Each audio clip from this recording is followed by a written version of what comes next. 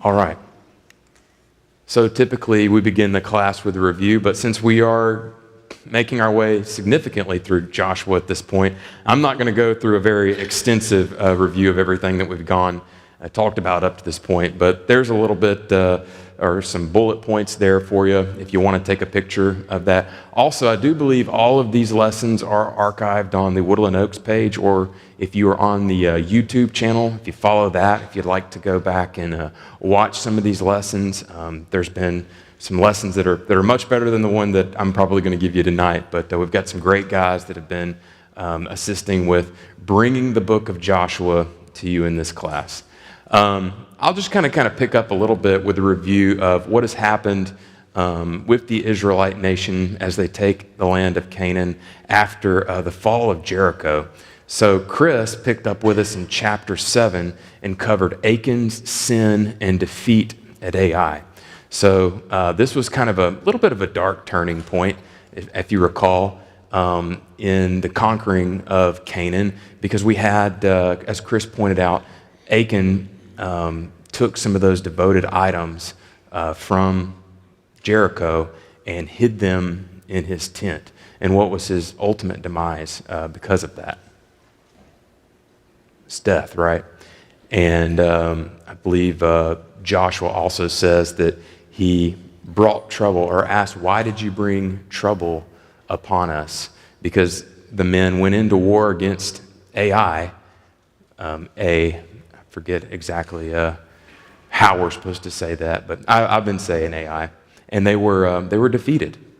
But the good news is as Bryce pointed out in chapter 8, they were able to accomplish a victory at Ai, and they were able to do that by renewing that relationship with God. Achan and his family were destroyed, and I think it was a very good study on just how important it is to be obedient to God. There was not much that was taken of those devoted items. Chris pointed out, the magnitude of what was taken, and it wasn't much. So that just goes to show you how quickly we can raise God's anger if we are not careful, and so we must be diligent in our obedience. And then Bryce in chapter 8 brings that to us, and he pointed out that pretty much every time Joshua gets ready to do something really great, what does he do? He gets up early in the morning, and I thought that was a really great inference and a good point that that's something that we should do maybe every day of the week or every Sunday whenever we get ready to come here and worship. Just get up a few minutes early before you dedicate that time to God for the day and reflect on God and what he's done for you. And then finally, Ross brings us chapter 9, the Gibeonite deception and covenant. The Gibeonites recognize their inevitable demise, and they deceive the Israelites into this treaty of protection. All right, so that brings us to chapter 10, and now as we begin chapter 10, we're going to find out how some of the other kingdoms respond to the Gibeonites' alliance with the Israelites and what their ultimate demise will be. And we will also once again see how God comes to the aid and works on the behalf of his chosen people. Before we really get too far into it, let's see what my next slide is here. Yeah, before we get too far into it, I just kind of want to make a point about some of the things that are going on in chapter 10 as far as miracles go. So chapter 10 is very unique in that it has two major miraculous events that occur throughout the course of the chapter, and a little bit unusual, something that we haven't necessarily seen throughout the other chapters of Joshua, having two major miracles in the same book. And we're going to look at those miracles a little bit tonight, but one of the things that I wanted to discuss is let's just talk just for a couple of minutes about the nature of God's miracles. And I hope that through this, I would like to just say that I think there are some immutable facts that we can come to agreement on when studying miracles. Because miracles, they can be a little bit of a tenacious subject as far as, how you think that they occurred.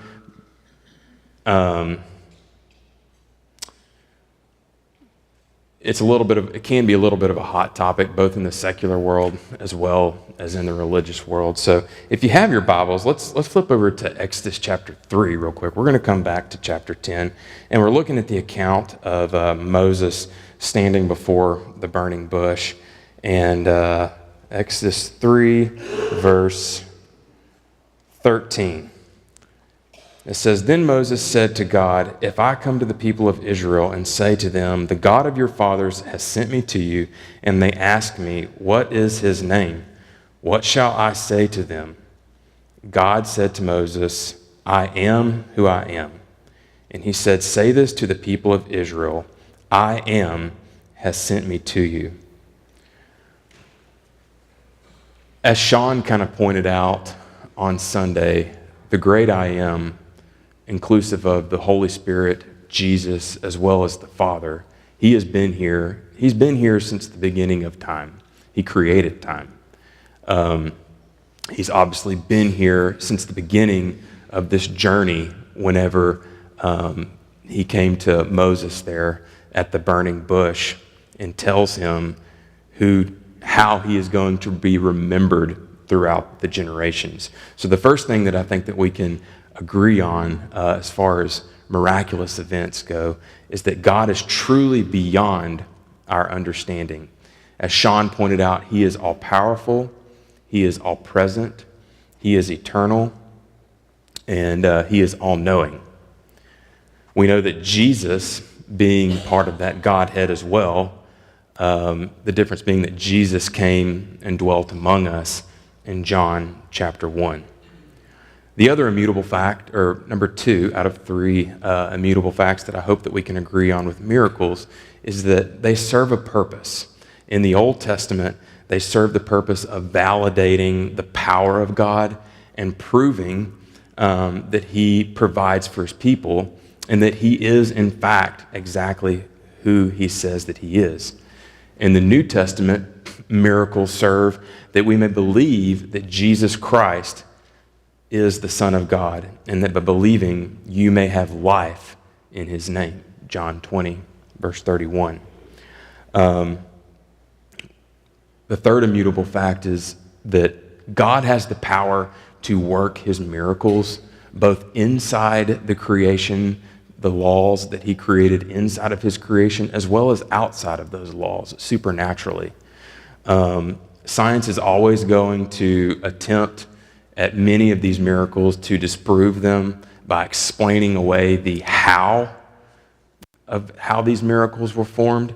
And they do that illegitimately and inconclusively, really missing the main purpose of the miracle itself, which is why the miracle was performed. So as Ross pointed out last week, we are limited in our understanding of everything. We're blinded by the filters of our human existence. And I'll reiterate what Ross said in Proverbs 3, verse 7, "Be not wise in your own eyes, fear the Lord, and turn away from evil." So as we study this chapter tonight, as we contemplate these miracles, and whatever you think as far as how it is interesting to think, what was God doing here? How did he accomplish this miracle? It is easy to sit there and just think about the what, but let's pray for wisdom that we can better understand, more importantly, the why he actually did these miracles.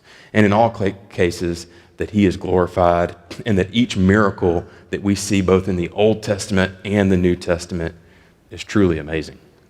All right, so with that being said, let's go ahead and jump into the text, starting verse 1, chapter 10. We are studying the Southern Campaign, and I'm not going to read through all of the text tonight, so I'll point out which snippets we're grabbing. I'll try to summarize, so just for time's sake, because there's just so much that's going on.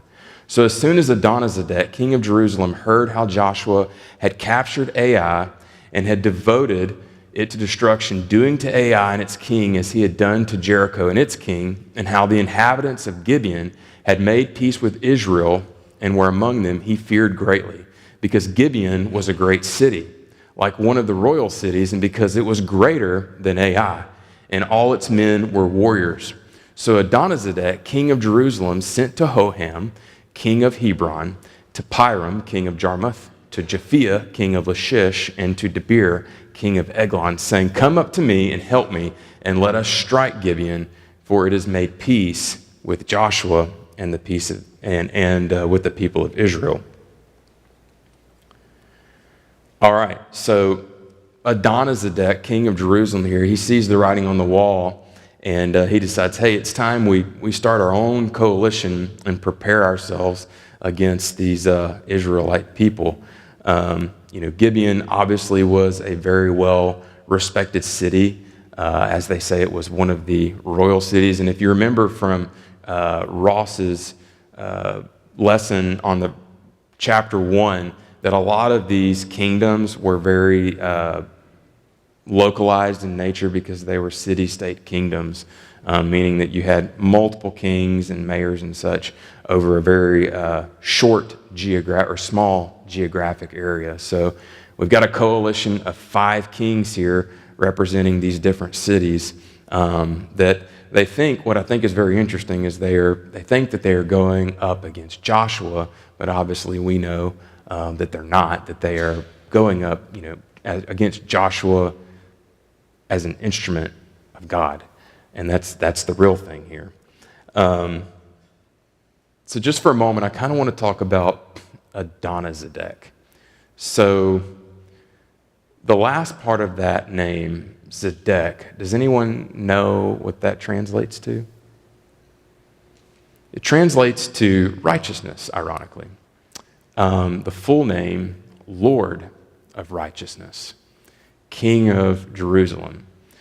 So I kind of had to scratch my head on that one because obviously he is not Lord of Righteousness. If anything, he's kind of the epitome of sin here. But one of the predecessors to Adonizedek, which is referenced 3 times in the Bible, is another character that we see in Genesis chapter 14. Does anybody know who that is? Melchizedek. Very good. Hear the similarity there? Melchizedek, Adonizedek. So basically of the same, I don't necessarily know that they were of the same lineage or that they were immediate predecessor and successor, but they share a very similar commonality in their name. Melchizedek in Hebrews chapter 7 translates as King of Righteousness. And I think it's interesting because David also mentions, there's not really a whole lot that we know specifically about Melchizedek from Genesis chapter 14, other than he was said to be a priest of the God Most High, which is interesting considering the fact that, initially you might look at Abraham as being, one of the only monotheistic entities of that time, but Melchizedek also served God Most High. He was one of his priests, and this is before the order of Aaron was established and the priests that come after that. David says in Psalms 110:4, he recognizes the coming of Christ as the priest forever after the order of Melchizedek.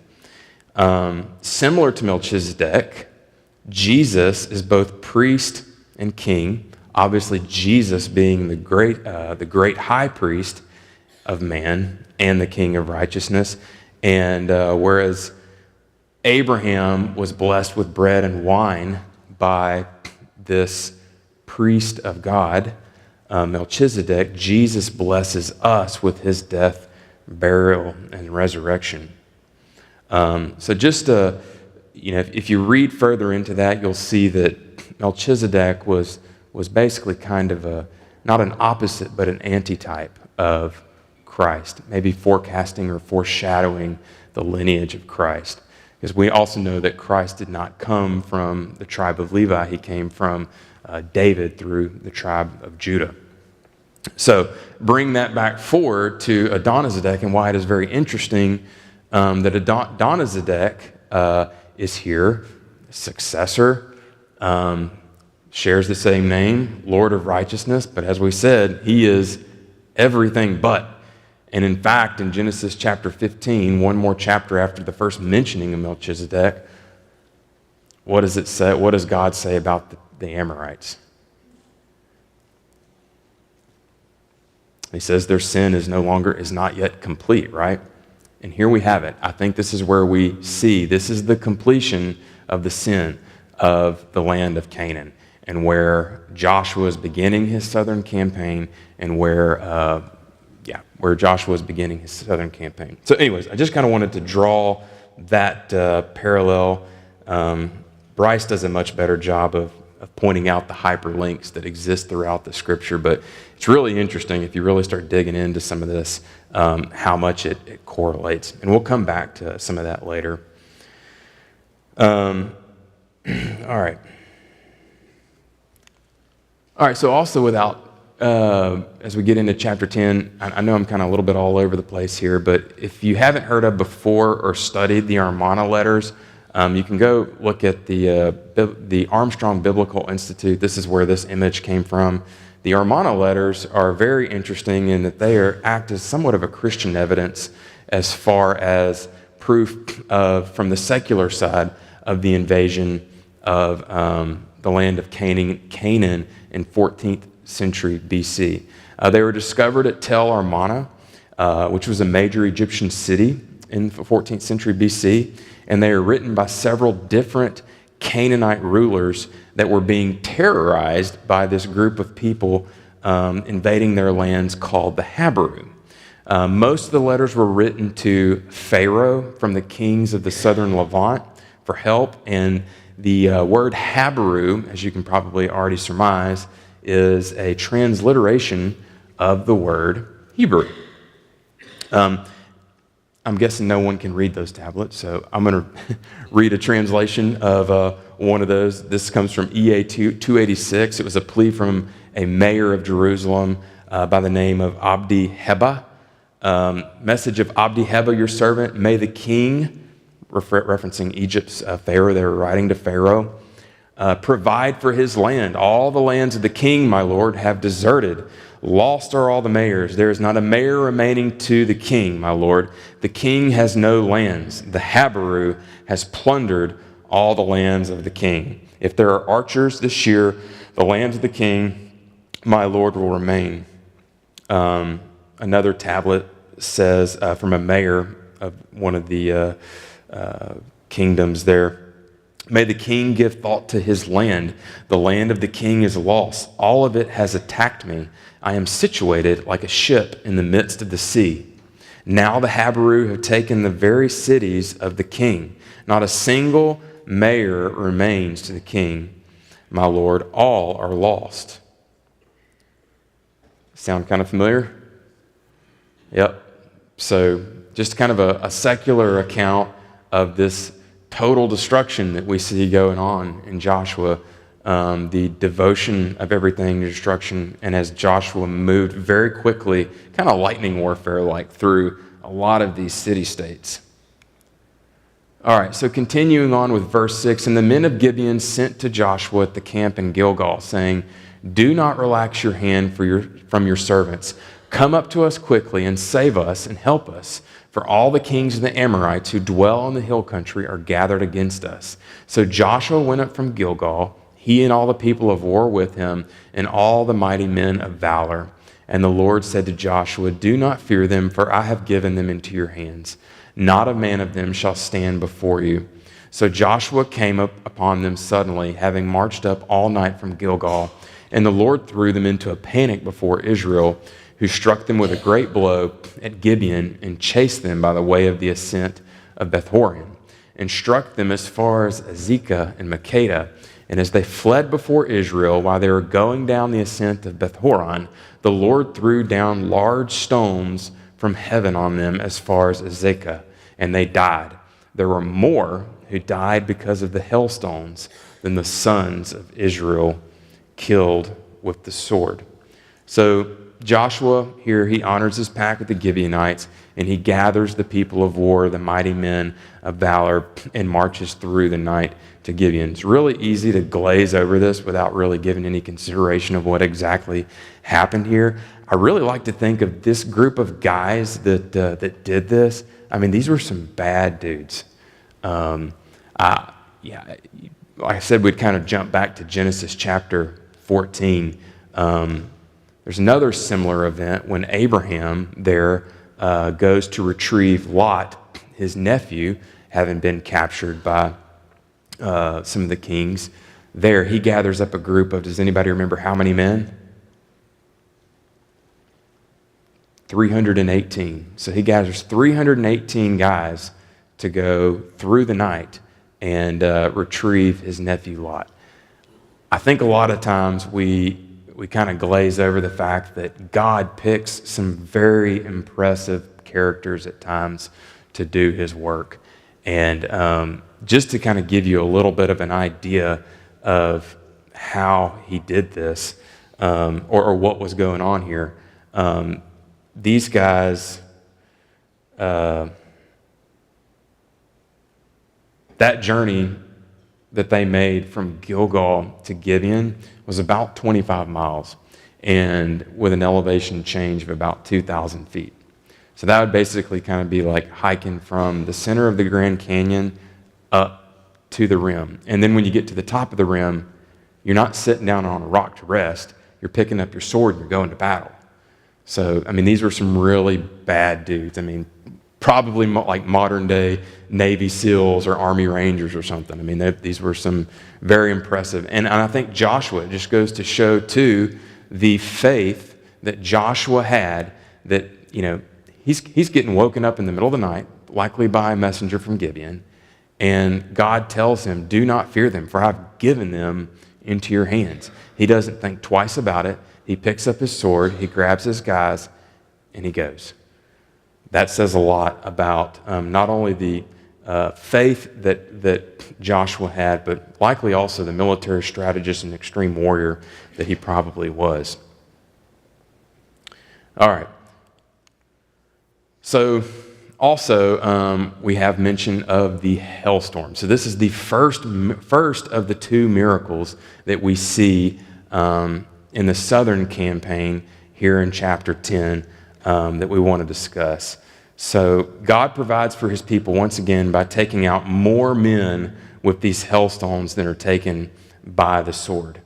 You can't really see it, but I thought it might be a little bit bigger, and you can't even read the words. But Lower Beth Horon, that's a good map as far as like understanding a little bit of the topography of the land.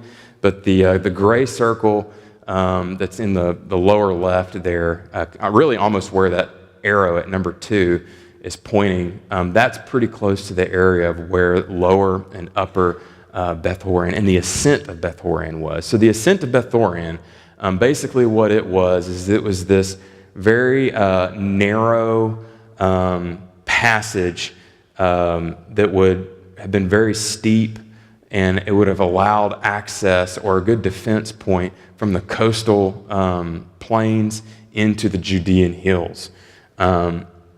It was a great choke point, essentially, and it would have been a great defensive strategy by these fleeing forces had it just been a ground assault. But they weren't really considering an airstrike, and that's kind of what happened here. So from the scriptures, I think that we can pretty well infer that this is, in fact, a hailstorm that happened there, that God created these miraculous, massive-sized hailstones. I do just want to talk just a little bit about hail. I know most of you know that I'm an airline pilot, so weather is also kind of my thing, too, and I like to talk about it a little bit. But these pictures here on the left are some of the largest hailstones that have ever been recorded. These were about 8 inches in diameter. They were collected in Vivian, South Dakota, and they weighed about 1.94 pounds, about 2 pounds. So Those are man-killer hailstones. I think all of us have probably been in a hailstorm at some point in our lives. Hopefully no one here has been injured by any hail, and definitely, hopefully no one knows anyone that has died due to being struck by hail, because most of the hailstorms that we actually have are pretty small, maybe dime size or golf ball size, and they can create some damage. I know I've had my roof replaced at least once, from hailstones. And also, is this the first time that we've seen God use a hailstorm in the Old Testament to accomplish His will? The Egyptians. Okay, the Egyptians. Does anybody specifically remember where? Okay, how about what number plague it was? Number 7. It was the number 7. I don't know if there's any significance to that or not, but it was. It was the 7th plague, and there was a lot of damage done by that hailstorm too. Vegetation, livestock, people were killed. I've seen the siding ripped off houses in Oklahoma. Yeah, so Tornado Alley. Yeah. So just to kind of, like I said, I am a little bit of a weather geek as far as this goes. So just to kind of give you a little bit of an idea of how hail actually develops. So you have updrafts and downdrafts inside of a thunderstorm. And in that thunderstorm, you have these, what we call SLD. They're supercooled liquid droplets that can basically be advected up into the atmosphere. And the water can reach a temperature that is so cold that's beyond freezing, that if it just touches anything like an airplane wing or a piece of dust or a twig or something like that, it immediately freezes. And so a lot of times if you can crack open one of these hailstones, you'll see that it looks kind of like an onion. It's got lots of layers to it because this thing is being thrown up and down. A lot of times whenever we're flying around major thunderstorms, which, to give you an idea, to generate a hailstone of this size, of a man-killer size, you are talking about a massive storm. Lower stratosphere, 50, 60,000 feet tall, to be able to suspend a stone that size in the atmosphere for that long. And what can happen is these stones, we have to be real careful when we're flying around them, because if you fly too close to the downwind side of the storm, the stones will actually eject out the top. You've probably seen these anvil-like heads of thunderstorms, and if you're not careful, you can obviously, hailstones and aircraft don't do well together. So if this just kind of gives you an idea, you can imagine this massive hailstorm and God ejecting these huge hailstones, softball size or greater, down on these guys as they're fleeing. The main takeaway here being that God intervened, and what once probably seemed an impossible task and an improbable win became an absolute. God knew that Joshua and his men, after hiking this 25 miles, man, they're probably going to be pretty spent. But Joshua did it anyways. He had the faith, and God provided. Do we have some of those same feelings in our lives today? Can we feel cornered by the circumstances of life, oftentimes with no way out? Does God provide? He does. Is it always exactly how we envisioned it? Probably not. I think oftentimes we say, "Hey, I'm gonna pray that God will help me with this, that God's will be done." But I would hope that God's will is done in the way that I want it to be done, right? I mean, that's a lot in the reality, kind of how we think about this. So just something to consider as far as that goes. All right, already on to the second miracle. Verse 12, at that time Joshua spoke to the Lord in the day when the Lord gave the Amorites over to the sons of Israel. And he said in the sight of Israel, "Sun, stand still at Gibeon, and moon in the valley of Ajalon." And the sun stood still, and the moon stopped until the nation took vengeance on their enemies. Is this not written in the book of Jashar? The sun stopped in the midst of heaven and did not hurry to set for about a whole day. There has been no day like it before or since when the Lord heeded the voice of a man. For the Lord fought for Israel. So Joshua returned, and all Israel with him, to the camp at Gilgal. So here we have God holds the sun and the moon in place for a period of time so that Joshua can complete his appointed mission. As we said earlier, scientists have come and they've tried without success to explain, what possibly could have happened here. I've read lots of things like eclipses, light bending around the horizon, something like that. All illegitimate theories. But what's also interesting to note is there are several instances in other historical accounts. The ancient Aztecs of Mexico, the Incas of Peru, the Chinese, and even a Greek historian by the name of Herodotus, many of you may be familiar with him, who claims to have been shown temple records in Egypt that show evidence of a long day. So, how did God do it? I have no idea. Doesn't really matter. The reality is we'll likely never know how God accomplished this miracle. But this miracle, as with any miracle, it serves a purpose. It accomplishes what Joshua needed to complete God's work, and it shows that God does listen to man when we ask something of him, as long as we have a relationship with him. And once again, it absolutely validates his power.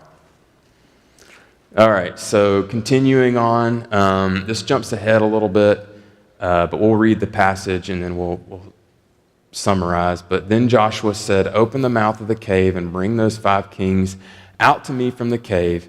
And they did so and brought those 5 kings out to him from the cave: the king of Jerusalem, the king of Hebron, the king of Jarmuth, the king of Lachish, and the king of Eglon. And when they brought those kings out to Joshua, Joshua summoned all the men of Israel and said to the chiefs of the men of war who had gone with him, "Come near, put your feet on the necks of these kings." Then they came near and put their feet on their necks. And Joshua said to them, "Do not be afraid or dismayed." There's those words. "Be strong and courageous, for thus the Lord will do to all your enemies against whom you fight." All right, so these people have been devoted to destruction. Their forces have been annihilated. The kings run and hide in these caves in Makeda, deserting their armies. The Israelites find them relatively quickly. Joshua tells them to roll stones to basically trap these kings in, and then they continue defeating their forces and basically chasing them into those cities, what remnants of them there were. I think this would be kind of humiliating as a king.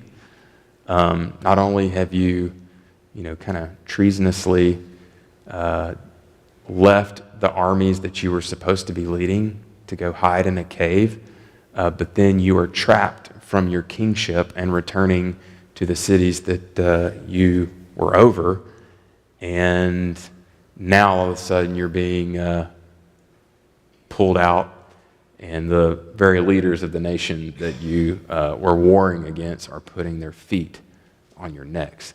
This is also a great opportunity for Joshua, if he wanted to validate his leadership even more by,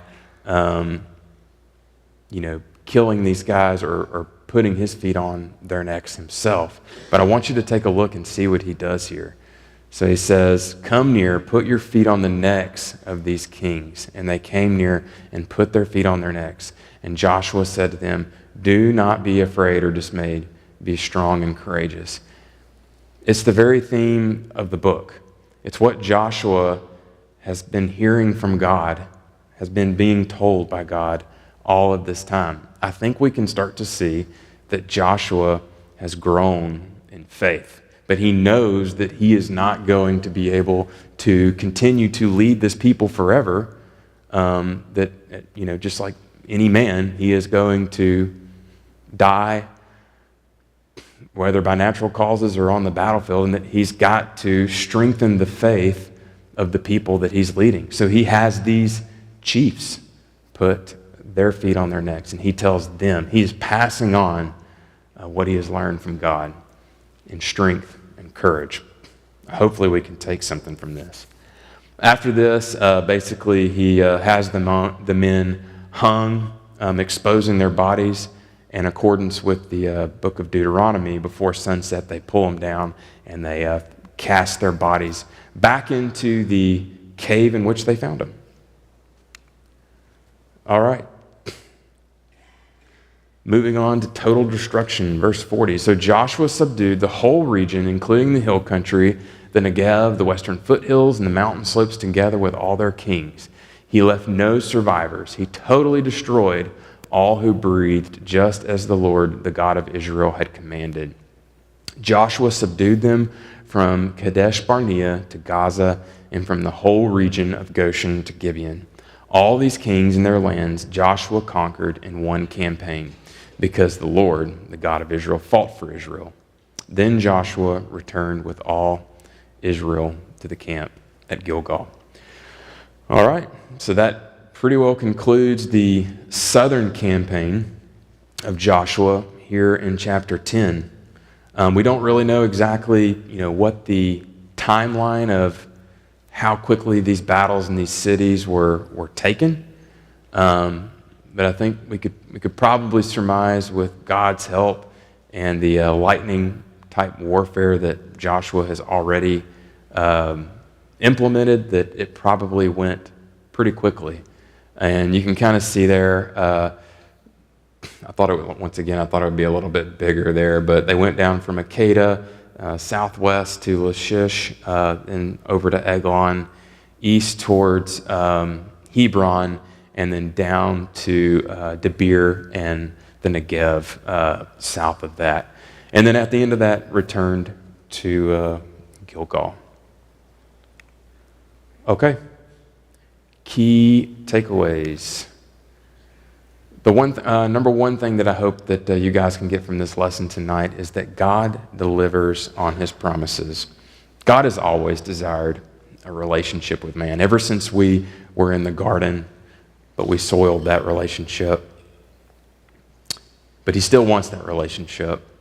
And through Jesus, Jesus also desires a relationship with us through our faith and our obedience. I think Joshua put some pretty serious effort into his relationship with God, as is evident in this chapter.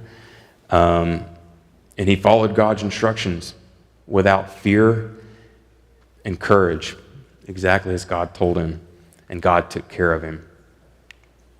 Our number two takeaway is God's power is beyond human understanding. As we said earlier, God's miracles, they serve multiple purposes. They do accomplish immediate need of whatever that is, whether it be defeating an army, whether it be feeding 5,000 people, whether it be turning water into wine.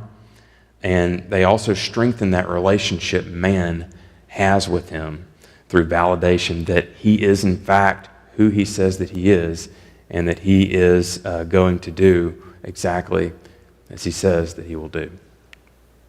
And then our third takeaway that I hope that you can take into your life as you leave here this evening is that our relationship with God is not passive.